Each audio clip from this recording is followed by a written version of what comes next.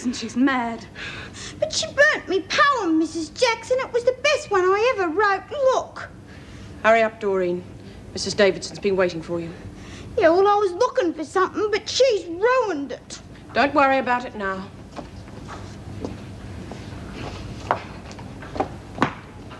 You'll get yours one day. See? She threatened me again. Well, who do you think you are, God's little helper?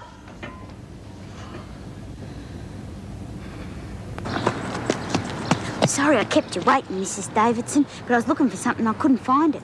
I thought it would be more peaceful out here than in my stuffy office. Bet you don't do this for many people, but... Not as much as I'd like. Bet you've got a nice garden at home, too. It is rather nice. Suppose you haven't got an awful fence like that, though. No, I haven't. Do you want to know what I was looking for, Mrs. Davidson? I wrote a poem for you. I'd say it for you if you like, but I can't remember what I wrote now. I'm sure it was very good. Doreen, have you been thinking about your release? No. Don't you think it's time you did? Mrs. Davidson, I've been living in places like this for a long time now. And when me and Frankie got out, well... Oh, I'm sorry. Go on. Oh, well, it was fun for a little while, you know, but it got scary too. And I did have Frankie to look after me and everything. I'd say this was a very different situation, wouldn't you? You won't be running away from anything this time. This is not your home, Doreen. This is a prison. You were sent here as punishment, and one hopes for rehabilitation. It's time you face that fact and stopped fooling yourself into thinking this is the only place where you belong. But I don't know where I do belong, Mrs. Davidson.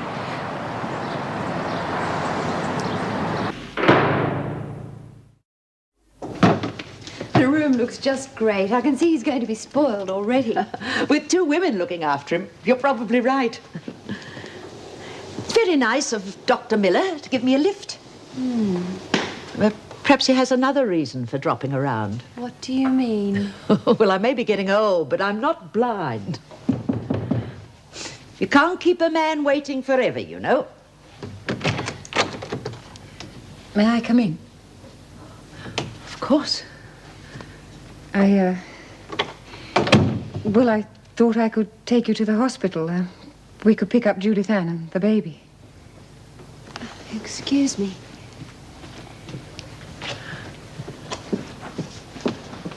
I suppose if I'd never seen the baby.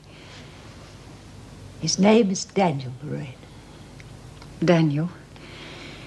And Judith Ann, I suppose I'd still be trying to wipe them from my mind. Anyway, I've talked it all over with Ron.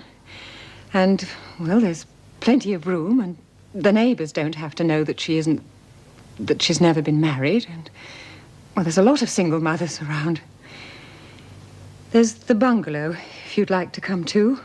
You'd have your privacy, and you'd still be close to the family. Is that what you want?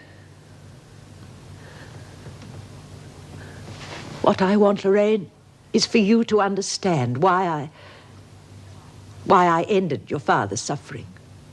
I couldn't live with you, knowing that there'd always be doubts. I want you to understand how much I really cared. Well, there'll be plenty of time to talk about it. At home, Mother.